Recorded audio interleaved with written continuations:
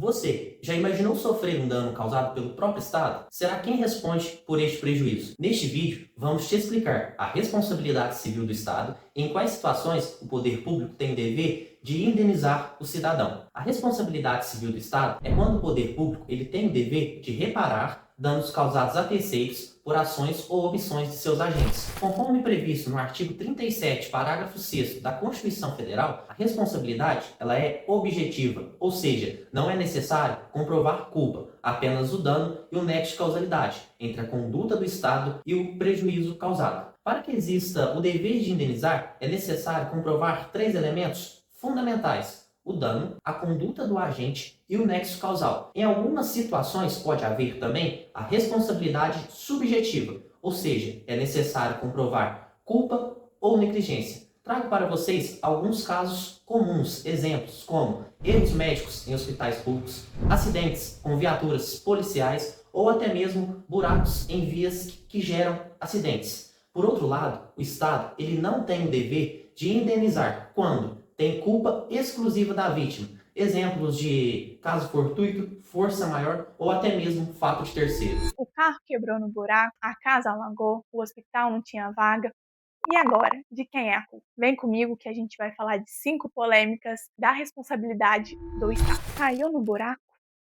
Muita gente acha que a prefeitura paga sempre, mas a justiça diz que é uma omissão genérica. O Estado não é segurador universal. Para ganhar a causa, você precisa provar negligência. O buraco está lá faz tempo, ninguém arrumou, mesmo após tantas reclamações. Uma dica: tire fotos, faça BO, pegue testemunhas lá na hora. Com isso, nós conseguimos provar a negligência do Estado. Agora, um assunto sério: a falta de leito em UTI. O Estado alega a reserva do mínimo possível, ou seja, eu não tenho dinheiro. Mas o judiciário responde com o mínimo existencial: o direito à vida está acima do orçamento. Se houver omissão injustificada e a pessoa morreu esperando, a família tem direito à reparação. Importante: procure uma defensoria pública para judicializar a vaga antes que o pior aconteça.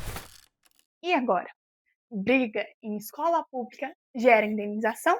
Sim, porque quando o aluno cruza o portão, o Estado assume o dever de guarda. A responsabilidade aqui é objetiva. Se a criança se machucou por falta de vigilância, o Estado responde. A escola não é só lugar de ensino, é também um lugar de proteção. Agora, nós vamos falar da quinta e última e a mais polêmica. O Estado deve indenizar pela morte de um detento? O STF decidiu que sim. Ao prender alguém, o Estado retira sua capacidade de autodefesa. A pena é restritiva de liberdade e não de vida. O Estado é guardião da integridade física de quem está sob custódia. É o que chamamos de omissão específica. Conhecer os seus direitos é o primeiro passo para cobrar a justiça. Me conte aí, qual dessas situações você já vivenciou? E agora? Enchente.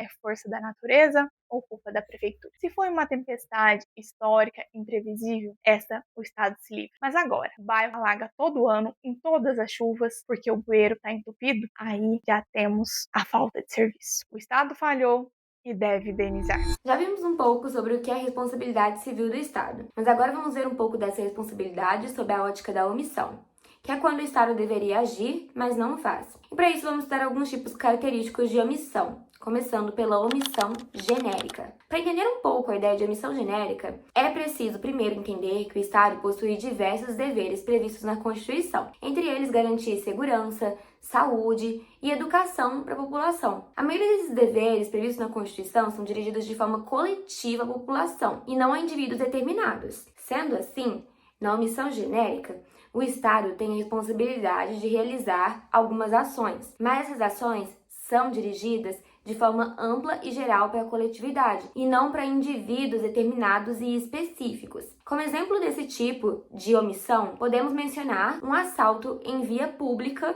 por falta de policiamento. Em regra, o Estado tem a responsabilidade de garantir a segurança da população, mas não é possível que ele faça isso a todo momento e impeça que qualquer tipo de ato ilícito aconteça sempre. Outro exemplo que podemos mencionar de omissão genérica são as épocas das enchentes, em que muitas pessoas são afetadas e perdem suas casas objetos e bens de valor. O Estado tem a responsabilidade de manter bueiros e escoamentos limpos, de forma coletiva, ampla e geral para toda a população, e não para um grupo determinado de pessoas. Contudo, isso nem sempre acontece, o que acaba afetando muitas pessoas. Isso é uma missão genérica do Estado, que deveria ser garantida para toda a população, mas não é o que de fato acontece. Assim, diante de toda essa análise, o Estado não pode ser visto como um garantidor universal, que impede que todo tipo de dano ou ato ilícito ocorra. Assim, para que ele seja responsabilizado em casos de omissão genérica, é necessário comprovar a culpa dele para que o dano tenha ocorrido.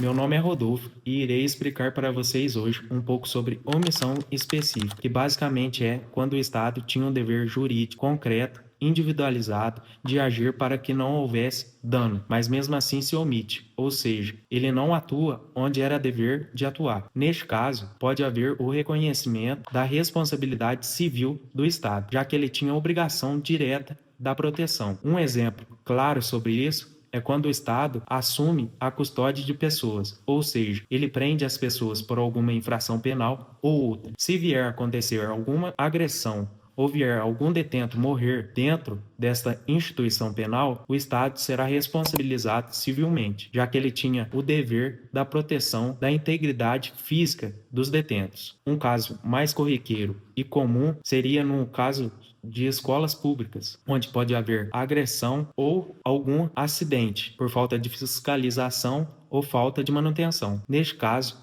o Estado seria responsabilizado por conta do dever de fiscalização ou de vigilância. Nesses casos citados, aplica-se a responsabilidade objetiva do Estado, como consta no artigo 37, parágrafo 6º da Constituição Federal, que cita que não é necessário provar a culpa, e sim o dano causado, a omissão do Estado e o nexo causal.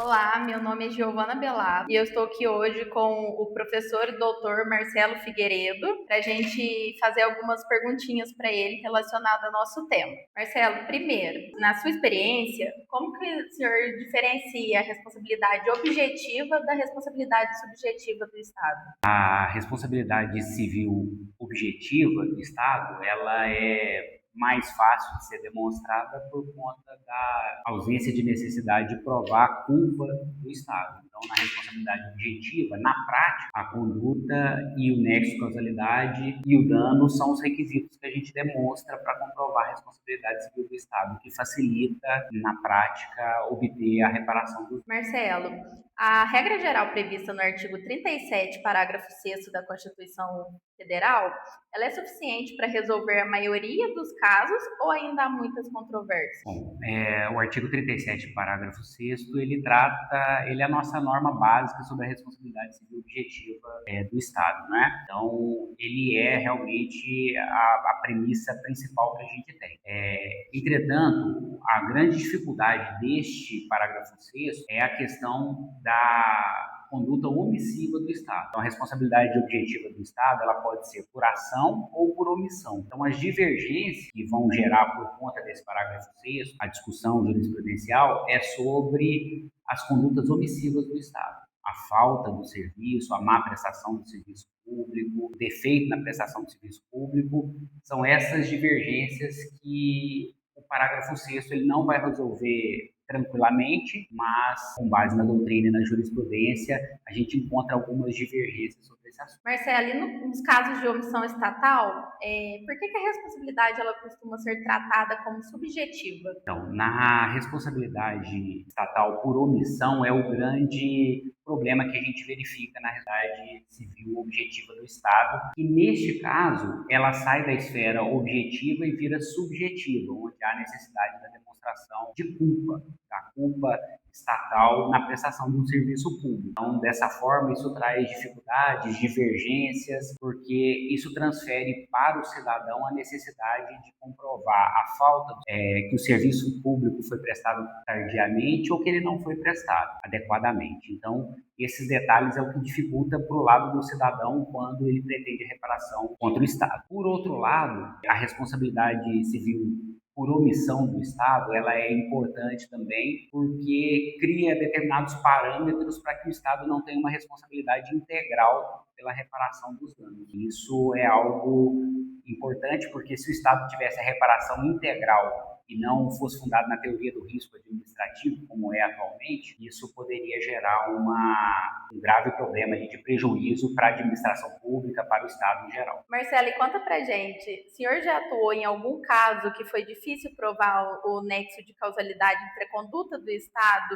e o dano? Então, essa realmente é a grande dificuldade na advocacia. Eu não tive casos específicos sobre responsabilidade objetiva para comprovar o nexo de causalidade. Porém, eu já verifiquei alguns casos que eu atuei de responsabilidade subsidiária do Estado. E aí, por dívidas trabalhistas, por essas questões trabalhistas. E nessa esfera da responsabilidade subsidiária do Estado, o entendimento hoje preponderante no STF, inclusive é o tema 1118 do STF, ele fala que nesse caso, para responsabilizar subsidiariamente o Estado por dívidas trabalhistas, o principal devedor, é necessário comprovar a negligência do Estado, ou seja, a culpa no dever de fiscalização do Estado. Então, nesse aspecto, é extremamente difícil, no caso do trabalhador, para responsabilizar subsidiariamente o Estado, é extremamente difícil comprovar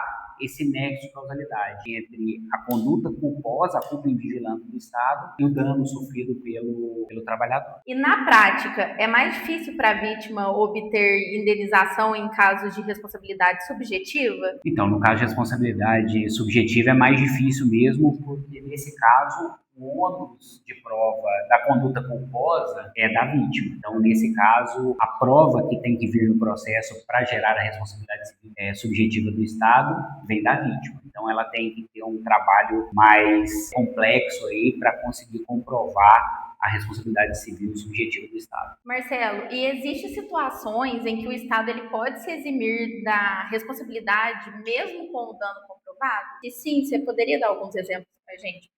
Então, nesses casos, a gente tem as famosas excludentes de ilicitude, onde a gente tem a culpa exclusiva da vítima, o fato de terceiro, o fato foi praticado por terceiro e não pelo Estado, então, e nem por um agente público, e também as situações de caso fortuito e força maior, que são as excludentes de responsabilidade civil do Estado. A teoria de risco administrativo ainda é suficiente ou o senhor acredita que deveria haver mudanças na forma de responsabilizar o Estado? Então, a teoria do risco administrativo, eu entendo que é a teoria mais adequada, porque a outra teoria que também poderia ser adotada seria a teoria do risco integral do Estado, que ele responderia por qualquer dano causado ao cidadão, que tornaria inviável financeiramente o Estado. Então, a teoria do risco administrativo ela é importante para, vamos dizer assim, equalizar essa situação de reparar a vítima e também do Estado ser responsabilizado no caso concreto.